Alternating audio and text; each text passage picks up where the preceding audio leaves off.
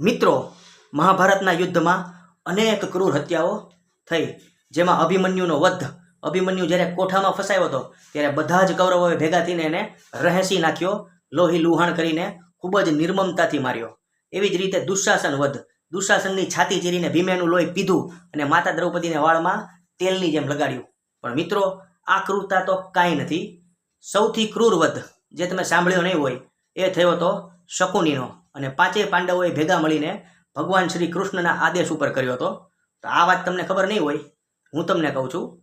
આ વાર્તા ઉપરથી એટલું જ શીખવાનું છે કે તમે ગમે એટલા હોશિયાર હોય, ગમે એટલા કોઈ પણ રમતમાં પારંગત હોય, ઉપરવાળા સામે તમારું કાંઈ ન આવે, કેમ કે બધાયનો બાપ છે. બરાબર? તો ચાલો શરૂ કરીએ. છેલ્લે સુધી જોજો, મજા આવશે. બરાબર?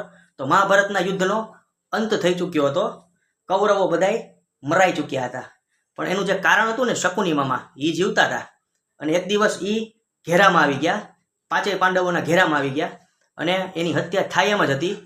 ત્યારે શકુનીએ ભગવાન શ્રી કૃષ્ણને કીધું કે એવો નિયમ છે કે કોઈ વ્યક્તિ મરતો હોય ને તો એને એની આખરી ઈચ્છા પૂછવામાં આવે. તો મારી એક આખરી ઈચ્છા છે. એટલે ભગવાન શ્રી કૃષ્ણ કે બોલો, શું તમારી ઈચ્છા છે? આપણે કરી દઈએ પૂરી, તમે મરો એ પહેલાં.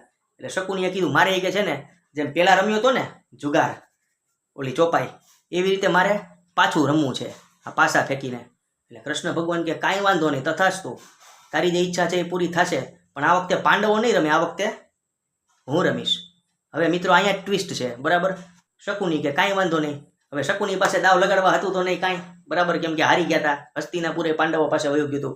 એટલે એને કીધું કે આજે મારા વસ્ત્રો છે ને એ હું દાવ ઉપર લગાડું છું. કૃષ્ણ ભગવાન કે કાંઈ વાંધો નહીં. પહેલી બાજી શકુની ભાઈ હારી ગયા, શ્રી કૃષ્ણ ભગવાન જીત્યા. એટલે જે વસ્ત્રો હતા ને એ પાંડવોએ એના ખેંચીને કાઢી નાખ્યા અને શકુનીને કરી નાખ્યા નિર્વસ્ત્ર. હવે બીજો દાવ રમ્યો. એમાં એવું હતું કે એની પાસે 4 સોનાના દાંત હતા. એટલે શકુનીએ કીધું કે આ મારા 4 સોનાના દાંત છે ને હું બાજીમાં લગાડું છું. કૃષ્ણ ભગવાન કે કાંઈ વાંધો નહીં. એ બાજી હારી ગયા. ભગવાન સામે જીતે, ભલે ને ગમે એટલા હોશિયારી ના હોય. એટલે શું થયું? જેવા હાર્યા ને એવો ભીમે તરત માર્યો મૂકો, 4 દાંત ઉડીને બહાર, પૂરું મોઢું થઈ ગયું લોહી લુહાણ. હવે એની પાસે હારવામાં કંઈ હતું નહીં, નિર્વસ્ત્ર હતા, સોનાના દાંત હતા એ નીકળી ગયા હતા. બરાબર? એટલે એને કીધું કે હું મારી જાતને, મારા દેહને, મારા શરીરને મૂકું છું બાજીમાં. કૃષ્ણ ભગવાન કે કાંઈ વાંધો નહીં. એ બાજી હારી ગયા. એટલે કૃષ્ણ ભગવાને બધા પાંડવો સામે જોયું, અને પાંડવોએ દાંત કાઢતા કાઢતા એના એકે એક અંગોને તોડી મરોડીને જીવતે જીવતા એને મારી નાખ્યા. હાથ મરોડીને તોડી નાખ્યો, પગ તોડી નાખ્યો, ડોક તોડી નાખી, આંખ ફોડી નાખી, જીભ કાપી નાખી. એવી રીતે યાતનામય મૃત્યુ દીધું. કેમ કે જૂના જે મૃત્યુ હતા એ લોકોને યાદ હોય તો બદલો તો લે ને.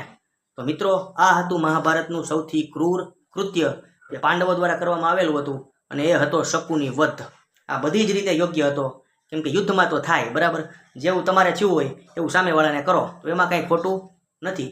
અને શ્રી કૃષ્ણ ભગવાન પોતે જ ત્યાં હતા, એટલે એમાં કંઈ ખોટું છે જ નહીં. તો મિત્રો, આ વસ્તુમાં શીખવાનું એટલું, આ વાર્તામાં શીખવાનું એટલું, તમે ગમે એટલા હોશિયારી ના હોય પણ ઉપરવાળા પાસે તમારું કાંઈ ન આવે.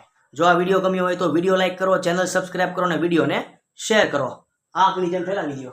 દરેક વખતે કહું છું, આજે કહીશ કે ફરી મળશું કાલે નેક્સ્ટ વિડીયોમાં. ત્યાં સુધી જય શ્રી રામ.